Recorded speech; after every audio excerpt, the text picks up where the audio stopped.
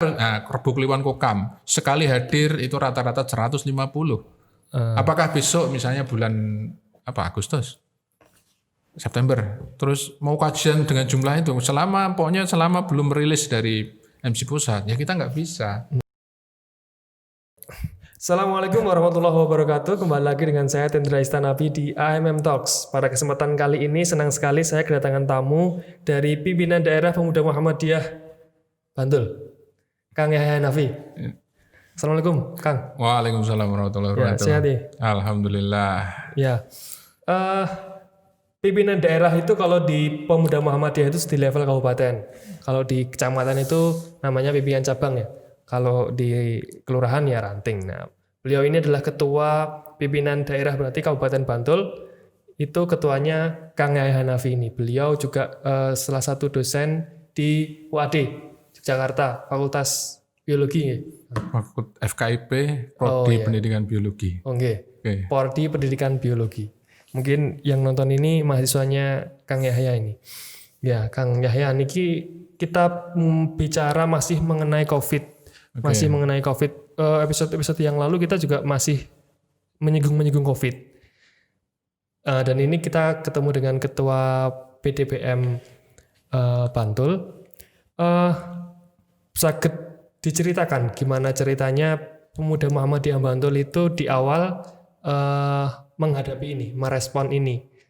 Program-programnya apa, ketika di awal mungkin PP mengeluarkan surat edaran dan seterusnya, kemudian MCC dan seterusnya. Nah, Pemuda Muhammadiyah apa perannya sampai kemudian ya 2 bulan sampai mungkin sekarang seperti itu. Monggo. Sebelumnya Assalamualaikum warahmatullahi wabarakatuh. Waalaikumsalam. Baik, para pemirsa channel YouTube AMM Piungan, program AMM Talks ini, sebelum saya menjawab ya Mas Tendra, tentu kami ingin mengapresiasi dahulu ya, sebelum menjawab kami ingin memberikan apresiasi yang setinggi-tingginya untuk teman-teman Piungan, karena sejak akhir Ramadan ya Mas, program ini hadir dan menurut saya berbeda. Saya lihat beberapa cabang juga melakukan hal seperti itu ya. Artinya berinisiatif membuat video, kemudian ya untuk mengisi tadi itu, karena kita nggak boleh tadi itu melakukan kegiatan yang sifatnya mengumpulkan selama masa pandemi ini, maka memang akhirnya bergeser. Saya melihat memang kalau yang di teman-teman dengan program AMM Talks ini memang berbeda, artinya memang berbeda secara konsep dan ya segmennya lah gitu. Saya kira itu sesuatu yang memang harus kita bagikan nanti ke teman-teman cabang yang lain. Jadi kami sekali lagi mengapresiasi teman-teman AMM Piungan ini, Mas Farid, Ketua PJPM-nya dan kawan-kawan yang lainnya. Sebelumnya ya terima kasih sudah memberikan kesempatan untuk silaturahim juga di program ini. Terkait pertanyaan tadi, jadi kita itu PDPM bergerak sebelum MCC dibuat, terbentuk. MCC baik itu wilayah ataupun MCC daerah. Jadi pasca ditetapkannya DIY itu juga langsung membuat surat hasil tanggap darurat, ditetapkan Bantul juga iya. Seingat saya 2 atau 3 hari kita langsung mengadakan rapat. Rapat itu kita salah satunya menyepakati, yaitu membentuk tim. Timnya kita sebut ya, kita kemarin cuma asal cari nama aja, TRC, tim reaksi cepat lah, COVID-19 PDPM Bantul. Nah, setelah itu tim bergerak. Ya kita langsung merapat berkoordinasi, kemudian kita perlu mengedukasi cabang. Maka kita mengundang seluruh cabang dan komandan Kokam juga, di situ ketua PJPM dan komandan Kokamnya ya. Kita hadirkan langsung pembicara ya, otomatis yang membidangi dalam hal ini kemarin dari PKU Dr. Alim ya. Ya beliau kan menyampaikan, karena itu masih awal. Jadi masih awal, kita semuanya harus tahu bahwa ini sesuatu yang bukan hal yang sederhana dan ini harus serius gitu. Intinya dikuatkan informasinya ini apa sih COVID itu dan seterusnya. Seawal mungkin kita ingin memang langsung mengambil peran, kita harus mengedukasi teman-teman karena kita tidak ingin liar, persepsinya macam-macam. Maka tugas kita di daerah itu kan sebenarnya ya sederhananya memastikan teman-teman itu aman dalam artian. Nah, nanti itu juga berjalan sampai hari-hari selanjutnya ya, artinya mengamankan teman-teman itu tetap dalam kondisi protokol COVID dan lain-lain. Ya setelah itu ya tentu cara birokrasi ya, kebijakan kita membuat surat edaran, termasuk ada risalah tuntunan juga selama masa pandemi COVID yang dibuat oleh teman-teman bidang dakwah Pemuda Muhammadiyah, Mas Andi CS itu membuat risalah juga. Kemudian kita membuat instruksi. Instruksinya adalah teman-teman itu ya protokol COVID ditaati dan sebagainya. Tapi ada satu poin di situ yang kita tambahkan, yaitu teman-teman cabang dan Kokam, dalam hal ini Pemuda Muhammadiyah dan Kokam, diminta untuk diinstruksikan untuk menginisiasi cabangnya masing-masing membentuk MCCC. Karena pada saat itu sudah mulai dibentuk MCCC tingkat daerah. MCCC sebentar, singkatannya apa Kang? MCCC itu? Muhammadiyah COVID Command Center ya. Walaupun sepertinya itu ada perubahan ini juga ya kayaknya. Mungkin yang belum tahu ya, kalau Muhammadiyah itu ada tim khusus yang menangani COVID ini namanya MCCC. Muhammadiyah apa Mas? COVID Command Center. COVID Command balik-balik ya. Itu langsung. Jadi saat itu wilayah membuat, terus daerah langsung beberapa hari kemudian juga membuat. Tapi ada kendala memang bahwa di cabang-cabang ini konteksnya bukan lagi Pemuda Muhammadiyah MCC itu. Tapi konteksnya adalah seluruh elemen di Muhammadiyah. Artinya ada Muhammadiyahnya, ada Aisyahnya, ada unsur angkatan mudanya. Pemudanya, Pemuda Muhammadiyah, Nasyidul Aliyah, IPM-nya, NA, IMM dan semuanya lah.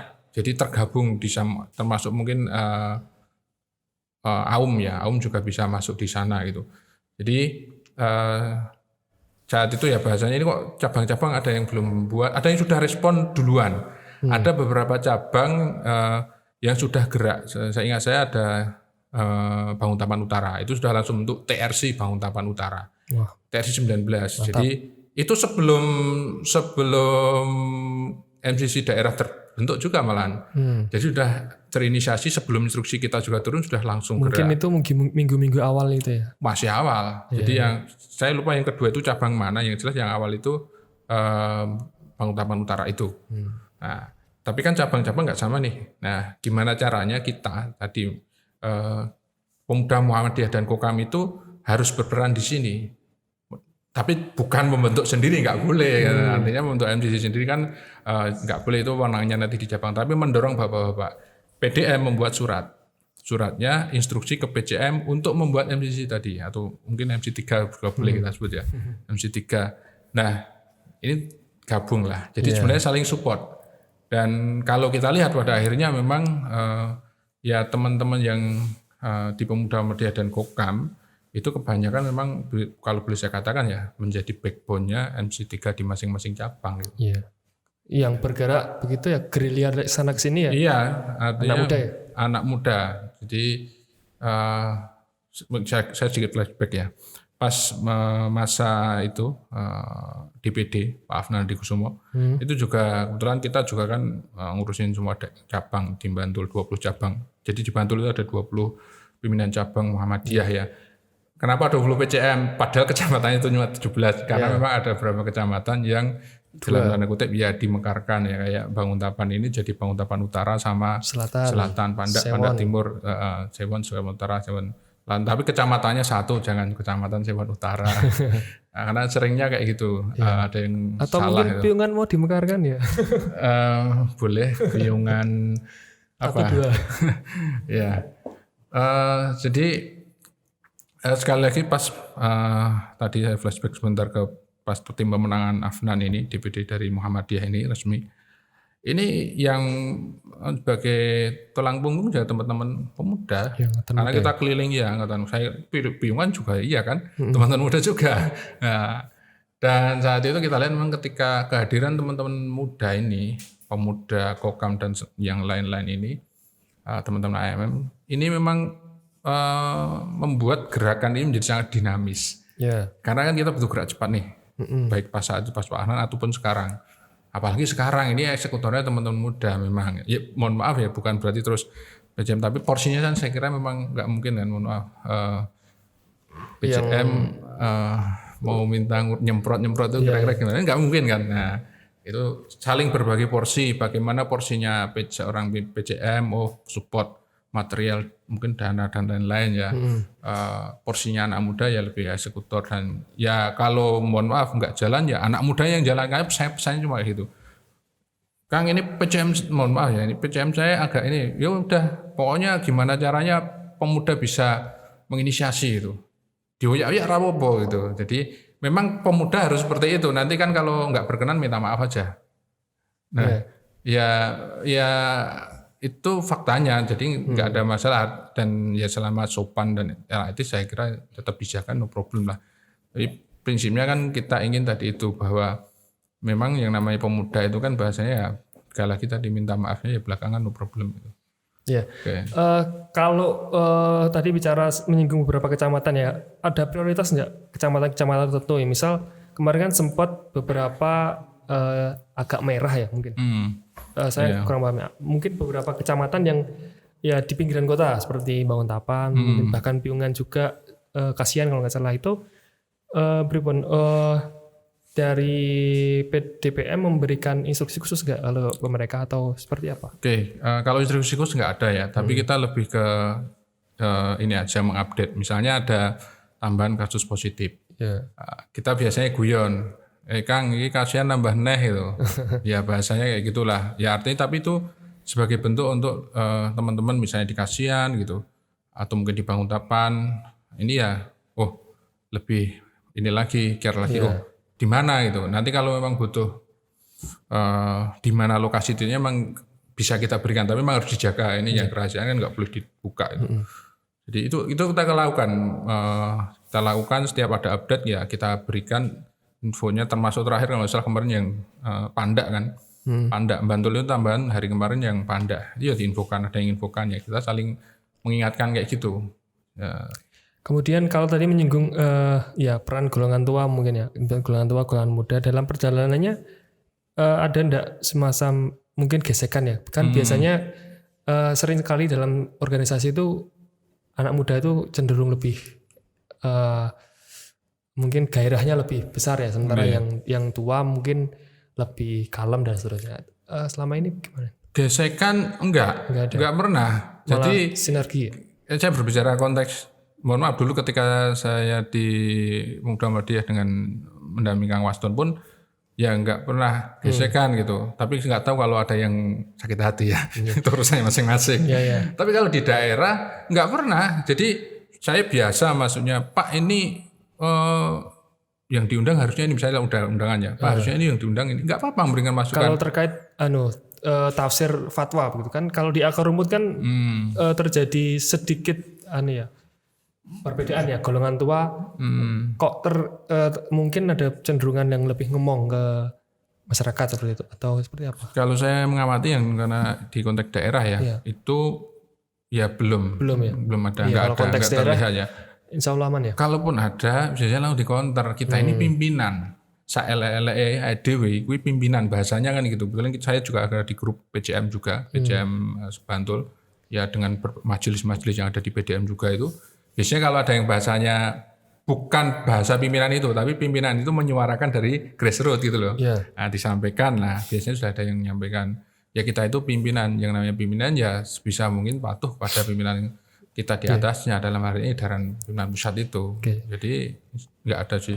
Kalau berkaitan dengan tadi ya, tentu Angkatan Muda berperan dalam MCCC, tapi untuk sinergi ke misal organisasi lain, misal entah apa PMI, entah apa mungkin BPD dan seterusnya, bagaimana teman-teman Angkatan Muda Muhammadiyah? Ya ini bergeser diaspora ya mungkin bahasanya. Dia kan ini juga kita punya pengalaman ya. Jadi kita kemarin kader Piungan juga Mas Bagus Ismail ya sudah masuk podcast juga. Iya kemarin. Gini. Jadi ya itu masih di awal atau minggu keberapa saya agak lupa, 2 atau 3 lah. Itu intinya kita dimintai tolong pemuda itu dan Kokam. Tolong bentuk tim Rukti. Saat itu tim Rukti, saya juga mikir sih, tim Rukti ini berarti megang langsung ini gitu. Tapi terus saya tanya, saya taran ke teman-teman yang di DRC tadi kita, BDPM tadi, ambil Kang, kita juga bahasanya sudah ada yang istilahnya ngeragati dan semuanya lah gitu. Oke, kita ambil karena memang ternyata nggak ada yang berani ambil juga saat itu. Nah, kendalanya gini, ternyata menawarkan ke cabang-cabang untuk jadi tim Rukti itu bukan hal yang sederhana gitu. Tim Rukti itu yang merawat jenazah. Saya memakai diksi kata tim Rukti aja ya. Ada kan pemulasaran itu. Ini kemarin ya bahasanya Bapak Bidem ya kita pakai tim Rukti aja lah gitu. Pemulasaran itu gimana. Jadi tim Rukti itu yang ini ya merawat jenazah. Jadi kalau sampai menguburkan begitu ya. Iya, kalau dibutuhkan dari mengkafani mungkin ya mengkafani sampai nanti menguburkan. Saya kira Mas Bagus kemarin sudah cerita gitu. Jadi ya langsung berjalan, ada pelatihan di PKU Bantul. Nah, BPBD itu kan permintaan BPBD ternyata. Jadi BPBD itu meminta ke kita Muhammadiyah MC3 ini untuk ikut bergabung di tim Rukti BPBD Kabupaten.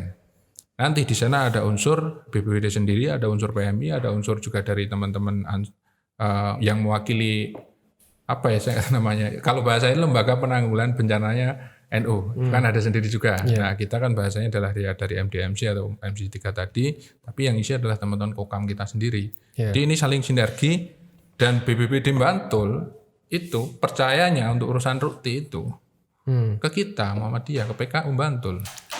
Karena punya PKU yang jelas ya. Iya, tapi juga karena memang sudah terbukti gitu loh. Jadi ada beberapa cerita tuh. Yang latih tim Rukti BPBD ya. Artinya internal BPBD sendiri minta ke Muhammadiyah Bantul. Terus pernah kasus saya nggak lupa di Happy Land atau mana ada meninggal diduga COVID. Katanya nggak ada yang mau masuk, nggak ada yang mau nanganin itu. Akhirnya BPBD Bantul mintanya ke PKU Bantul gitu. Karena memang PKU Bantul itu sudah siap.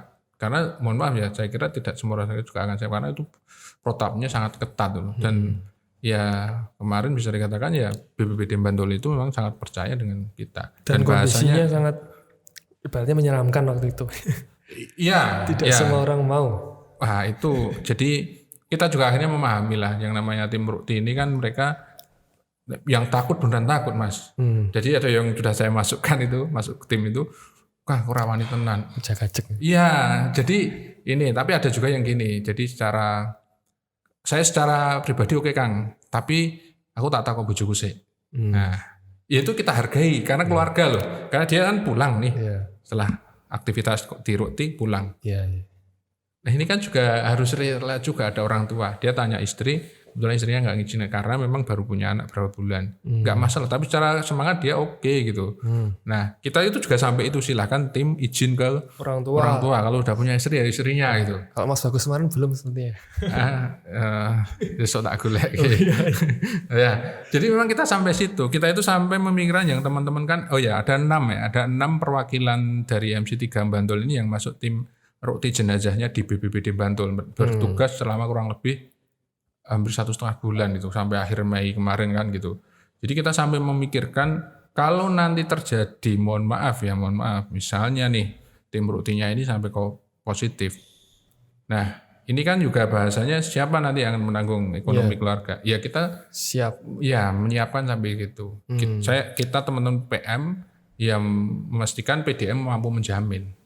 Kalau ada yang di antara dari MCC tadi atau perwakilan dari Pemuda Muhammadiyah Bantul harus siap menanggung. Siap. Jadi kita harus berpikir ke arah juga yang mohon maaf ya ekonomi juga. Termasuk jika sakit gimana. Misalnya pas tugas itu sakit siapa yang nanggung. Itu kita harus memikirkan juga. Jangan sampai kan teman-teman juga lepas nanggung sendiri. Ya. Iya.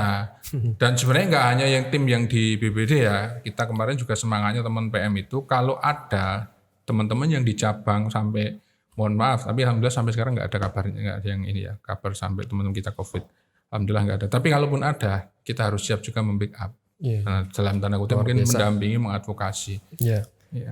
Kemudian kita bergeser ke mengenai kondisi ini pasti bergeser memberikan dampak ke kegiatan pastilah kegiatan Pemuda Muhammadiyah dan seterusnya. Tidak boleh kumpul-kumpul, tidak boleh menyelenggarakan acara di misal gedung dakwah, dan seterusnya. Gimana nih jenengan melihat kondisi ini? Ada strategi dan seterusnya ke depan? Ini kemarin jadi kita tiap malam Kamis itu bidang dakwah PDPM Bantul itu punya program ngaji pas Ramadan itu. Alhamdulillah bisa berjalan konsisten dan di segmennya siapa itu misalnya pas Pak Tendi, terus satu lagi siapa itu. Di sini ada memang beberapa rekomendasi. Apa rekomendasinya? Apa peran nanti pemuda Muhammadiyah ataupun Kokam di pasca COVID ini? Walaupun istilah pasca, saya malah jadi tidak bersepakat ya. Pasca kapan kita berakhir kan gitu kan belum. Mungkin di masa pakai istilah new normal enggak nih? Iya. Gimana Bang? Ya di masa yang saat ini juga New bisa normal dikatakan korbannya seakeh. Iya, normal sebenarnya kan gitu. Masa belum normal kan. Makanya di masa sekarang inilah maksudnya kan ini akan berlangsung lama pasti. Kita itu melawan sesuatu yang tidak terlihat yang namanya virus. Itu sangat mudah yang termutasi itu. Jadi dengan lingkungan yang berbeda maka dia sangat-sangat mudah dan itu akan berlangsung lama itu pasti itu. Jadi kita bagaimana perannya nanti ke depan baik dalam hal pendampingan psikososial, juga ekonomi dan juga tadi organisasi gitu. Nah ini hari ini PDM Bantul sudah mengeluarkan surat edaran memang yang kami tunggu ya. Edaran ya sebenarnya lebih ke arah ini sih edaran tentang penyelenggaraan ibadah di masjid dan musola gitu. Ini kan yang udah ditunggu-tunggu besok kan Jumat itu. Iya. Kalau PP sudah minggu lalu. PP sudah, tapi kan itu bersyarat Mas. Dan bersyaratnya dikembalikan ke daerah kan. Daerah dalam arti ini PDM. Izinnya kalau Piungan mau mengadakan sebenarnya ya, itu rekomendasi harus sampai daerah. Bola panas sekarang di daerah berarti ya? Sekarang sudah turun. Nah, ya makanya kemarin-kemarin bola panasnya ada. Jadi kan seminggu kan dari edaran turun baru sekarang ini karena kita berproses nggak bisa langsung semalam buat surat itu nggak bisa. Nah setelah edaran itu turun memang kita selanjutnya akan nanti kita jujur aja sampai sekarang juga belum pernah rapat secara offline ya, artinya tatap muka belum pernah. Belum selama masa pandemi, semuanya berjalan secara online. Nah, tapi setelah ini memang kita akan mulai, bukan menormalkan ya, bukan. Tapi ya bahasanya kita akan mulai beradaptasi dengan kondisi saat ini. Mungkin saya sampaikan ini barusan tadi hari ini. Di saat ini kalau kondisi kita di Bantul, ini sudah dirilis oleh Dinas Kesehatan ya, namanya skor penilaian risiko. Ini di Bantul kalau dari sisi kondisi kita di zona yang risiko rendah, warnanya kuning. Jadi ya satu kabupaten Bantul ya? Ini satu kabupaten Ban. Nanti bisa kita lihat per desa, per kecamatan juga, per kelurahan atau per kecamatan juga ada petanya? Bisa. Ada, sudah ada datanya masing-masing. Kalau di konteks Bantul kita warna kuning. Jadi ada warna hijau itu tidak terdampak, kuning, orange itu yang ini risiko sedang sampai merah. Tapi tidak ada zona hitam ya. Iya. Di Bantul risiko rendah. Ya ini kalau sedikit mau di Piungan gimana? Piungan tadi saya lihat risiko rendah juga. Warna kuning. Nanti kalau mau dilihat Piungan yang hijau cuma Sri Mulyo. Oh per desa ya maksudnya? Bisa, per desa bisa. Nanti Mas Farid bisa nge-share ke teman-teman karena sudah saya share. Jadi kondisi saat ini oke, kita akan mulai istilahnya untuk melakukan gerakan lagi, artinya gerakan yang kalau kemarin kan memang kita tersentral di MCC ya. Oh ya satu lupa tadi. Jadi tim yang dibentuk BDPM yang namanya TRC itu di awal saya udah bilang ke grup bahwa ketika nanti MC 3-nya Bantul terbentuk, maka tim kita akan lebur, bukan kita tim jalan sendiri. Yeah. Walaupun dalam prakteknya memang kita lebih banyak juga bermain di backup, artinya kita banyak memberikan masukan ke MC 3 kabupaten itu memang teman-teman muda yang banyak memberikan move-move itu. Nah kembali yang tadi bagaimana sekarang ya saat ini kita sedang mencoba nanti setelah edaran keluar kita akan berkoordinasi dan nanti kita akan membuat ya bahasanya nggak tahu ya sampai sekarang MCC pusat belum mengeluarkan panduan terkait bagaimana berorganisasi setelah di masa ini saat ini ya. Sementara baru beribadah ya. Iya yang lebih ke beribadah. Tapi kan kita juga nggak akan terus-terusan seperti ini kan. Misalnya di MC3 artinya pemuda Muhammadiyah juga harus tetap mulai berjalan menggerakkan roda-rodanya iya itu. Kokam juga iya. Tapi bagaimana caranya ini yang akan coba kita atur. Jadi kita akan mencoba mengatur bagaimana berorganisasi atau strategi dakwah pemuda Muhammadiyah dan Kokam atau strategi organisasi di masa ke depan ini. Sampai apa? Sampai kapan gitu? Ya sampai nanti pimpinan pusat atau MCC pusat, kita percaya MCC ya, MCC pusat menyatakan bahwa benar-benar aman. Mungkin bisa dikatakan misalnya atau ada vaksin ditemukan oke lah, tapi benar aman, benar-benar semua wilayah aman. Aman itu konteksnya ya artinya ya semua wilayah kan. Mungkin 0 korban dan seterusnya gitu ya. Iya, kan nanti ada kalau istilah kesehatan di epidemiologi ada namanya R0 sama RT itu. Iya. Reproduction number-nya itu yang dilihat kan itu. Nah itu sampai benar-benar dinyatakan istilahnya kan pasti udah ada kajian nih aman ya, baru kita nanti teman-teman mau jalan sehat misalnya, kan jalan sehat misalnya ada apel atau apel kokam atau apa, nah silahkan. Tapi selama itu belum dirilis, nah ini PR kita. Tapi juga kewajiban kita untuk memastikan teman-teman itu aman. Prinsipnya satu, kita di daerah ingin memastikan teman-teman ini menjadi ya pionir lah untuk terus mengedukasi COVID ini. Jadi kalaupun ini kok masanya, mohon maaf ya, yang sepedaan kemarin heboh gitu. Lagi usum pit-pitan. Ya, kalau mau beli sepeda jangan sekarang agak mahal. Tapi tunggu sebentar lagi akan banyak orang yang jelek bersepeda itu. Ya jangan sampai kita malah melakukan yang sama. Kita mohon maaf karena pit-pitan sudah banyak gitu. Kita apel atau teman-teman kokam mengadakan touring itu atau pit-pitan tadi banyak itu. Nah itu malah menjadi kontraproduktif karena sekali lagi ada faktor lain yaitu mobilitas kan kita nggak tahu sama-sama. Mas Terinda dari mana nggak tahu ikut acara ya mobilitas tadi. Mas Terinda mah wirawiri di Solo ya.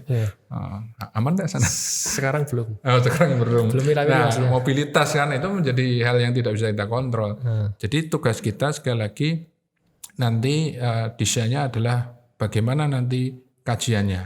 Kalau teman-teman bingungan, saya terkonvert di sini berarti udah konversi ke acara ini ya. Sementara seperti ini. Nah, tapi kan kita di daerah tidak bisa terus cabang bingungan udah jalan nih, yang lain jalan sendiri nggak bisa. Kalau bisa malah coba nanti kita share. Bingungan punya model seperti ini. Imogiri juga punya ya. Imogiri kemarin saya lihat juga rajin upload YouTube ketika ini Ramadan itu membuat semacam video. Tapi bukan podcast sih, tapi lebih ke video pendek tausiah itu. Nah itu yang akan kita viralkan, viruskan. Nah, kita berbicara virus ya kira virus baik. Men-trigger yang lain. Ya, jadi nanti kalau mohon maaf teman-teman bingungan kalau nanti model seperti ini akan ditiru ya mohon legowo ya. Tapi ya nggak apa-apa. Justru malah baik dong. Ya nanti seperti ini. Ya kan gimana kajian kita besok itu kan kita harus Rebo Kliwon Kokam sekali hadir itu rata-rata 150.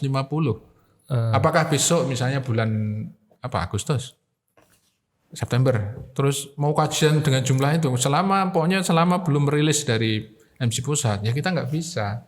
Tapi terus gimana? Apakah kita ya udah nggak ngaji aja selama ini kan memang off ya teman-teman yang besok kita akan convert yang kegiatan yang lain. Ini yang harus kita keinginan kami ya bahasanya nanti memang benar detail bagaimana strateginya dakwah online. Kalau memang perlu dibuatkan mungkin semacam pelatihannya ya nggak apa-apa kita buatkan. Biungan share, cara biungan mungkin share atau yang lain. Jadi pelatihan ya, belakang ini siap pelatihan. Oh iya nanti Mas Unun siap jadi pembicara itu. Jadi itu. Jadi prinsipnya karena teman-teman daerah itu ingin memastikan teman-teman di cabang itu aman. Ya. Jadi tentu ya pergeseran kegiatan yang jelas ya. Iya. Memastikan semuanya aman tetapi tetap berjalan. Iya harus berjalan, harus mulai menggerakkan. Walaupun tidak seperti dulu ya. Iya jelas. Bentuknya ya. Tapi harus jalan karena kita gerakan. Ya ojo terus ngaji seperti itu ya. Ya iyalah. Lihat seperti ini podcast ini juga bisa ngaji. Pandemi jadi alasan orang ngaji dan seterusnya ya jangan sampai begitu. Nah kan juga masalah itu kan sebenarnya setelah ada masalah maka timbullah kreativitas. Ya, contohnya ini. Ya. Ya nggak tahu ya, saya belum tanya. Nggak ada COVID mungkin belum ada ini mungkin saya. Ya tapi kan kalau teman-teman lihat tadi juga sempat ngobrol-ngobrol kan sebelumnya, kan semuanya juga kayak gini kan, semuanya dipaksa untuk akhirnya berkreasi. Orang jualan geser ke online. Ya. Benar-benar. Nah, jadi masalah itu nanti kreatif disikapi dengan sebuah kreativitas. Ya, saya juga dipaksa jadi moderator. Nah. Ya, saya kalau di dunia pendidikan saya dipaksa untuk belajar pakai sistem pembelajaran yang full online Mas. Bukan lagi blended ya. Kalau blended masih oke itu dikombinasikan dengan tatap muka. Tapi kalau full online ditanya siap nggak? Saya nggak siap. Mahasiswanya yang mengeluh sebenarnya. Tapi mau gimana lagi? Semuanya harus saling menyadari bahwa kondisi saat ini itu kan nggak normal. Makanya ya kita juga jangan menuntut sebuah kenormalan.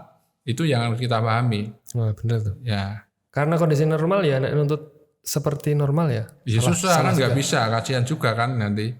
Artinya jangan menuntut yang ideal. Idealnya pas kapan? Kalau ideal pas kondisi normal ya nggak relevan juga. Nah artinya semuanya kan dipaksa. Dosen juga, guru juga sama kan. Semuanya. Sekarang anak-anak sekolah pendalaman akhir semester online. Wisuda online, ya. Wisuda, nikah online. Oh iya. Nah, gimana? Kapan? Ya sesuk. Loh, iya kan, akhirnya kan dipaksa semuanya belajar. Termasuk, nah tadi dalam hal berorganisasi gimana? Ya dalam tanggung jawab berorganisasi kan juga online. Nah, tapi nanti kita akan atur bagaimana strategi dakwahnya, lebih detail lah teman-teman kajian atau perkaderan Mas misalnya. Iya. Gimana itu Mas? Ya mungkin ini mucap dulu. Mucap kemarin itu kita sebelum pandemi itu ada 6 atau 5 cabang yang akan mucap. Jadi pas itu kenceng-kencengnya memang mau mucap. Dikumpulin itu ya? Iya dan memang kalau itu mucap semuanya alhamdulillah semua cabang termasuk pajangan. Jadi cabang terakhir yang insya Allah sebenarnya sudah berdiri tapi karena pandemi ini ya kita pending itu. Instruksinya itu memang menyebut nama-nama cabang yang memucap itu direkomendasikan untuk diundur. Itu terus langsung diundur walaupun 2 cabang enggak, karena memang kalau antara kondisi ya karena udah terlalu mepet ya sudah jalan. Tapi yang lain ditunda sampai sekarang. Yang sudah mucap belum pelantikan. Pertanyaannya gimana pelantikannya? Kan itu hal-hal yang ya di organisasi tapi harus kita atur. Perkaderan gimana?